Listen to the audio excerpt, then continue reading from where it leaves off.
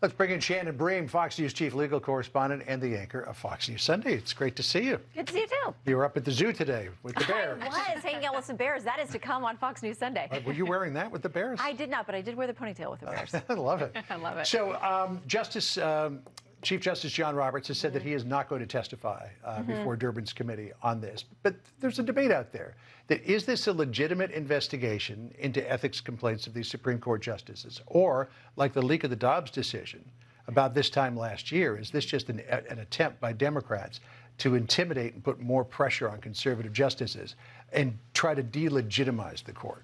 Yeah, that was the take that Senate Minority Leader Mitch McConnell had on the floor this week. He said it's interesting that they always come after these specific justices. It's always the Republican appointees. But to the question of ethics, there's been this back and forth with Senate Judiciary Chairman Durbin and the Chief Justice saying, thanks, but no thanks, I'm not coming up there to testify. So you'll notice now there's a letter back from Senator Durbin back over to the Supreme Court to say, well, the last letter you sent us left us more questions than answers, so now we really need you to respond to these questions and tell us exactly how ethics are being handled at the court. Yeah, I think critics already know how this would play out. I want to pull up the Carrie Severino tweet here, president of the Judicial Crisis Network. She writes, we don't know whose turn it will be, but I can name 3 justices it won't be, Sotomayor, Kagan, and Jackson, because this isn't about ethics, it's about intimidation. I mean, doesn't this open a dangerous door?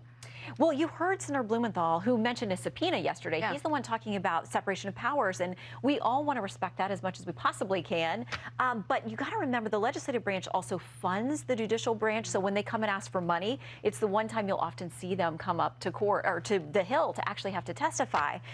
But interesting that yesterday or a couple days ago, the letter from the Chief Justice also had an addition to it, an attachment that laid out all of the ethical things they follow, the financial disclosures they follow, and all 9 of the justices signed it. So I think that was a real show of unity, that they expect that they can handle things internally, they say, and it doesn't seem to split along any, ideological or partisan lines up there. You know, we have these organizations from outside the Supreme Court trying to give us the idea that there's division within the court and between the justices, but almost Doesn't appear that way. to an occasion, they always come forward and say, no, we might disagree sometimes on matters of the law, but we're all together as colleagues.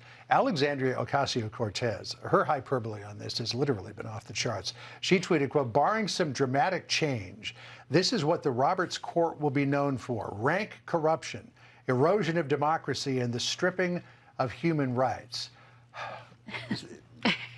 Well, you can have your position on the rulings that come down from the courts, but is that what's going on? Well, remember, just less than a week ago, there was this ruling from the Supreme Court late on Friday that kept mifepristone, one of those drugs that's the protocol for medicated abortions, kept it on the market.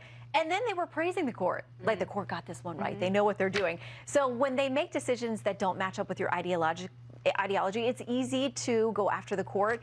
But it's interesting how some of these folks less than a week ago were also praising the court for getting it right on that ruling. Well, it's a messaging bill, right? I mean, we're heading into an election year, and this is going to go nowhere in the House, Republican-controlled House. So a lot of this could just be, you know, to shore up the base. Yeah, because there is this bipartisan bill now, if you can't count Angus King, who's independent, but caucuses, of course, with the Democrats, and Lisa Murkowski, Republican senator, who've come forward to say that they want the justices to be forced to write and commit to an ethics code. But if that goes anywhere beyond the Senate, if it gets through the Senate, I'll be surprised. Yeah, all right. Me too. Great to have you on board, Shannon. Good to see you We'll guys. see you on Sunday.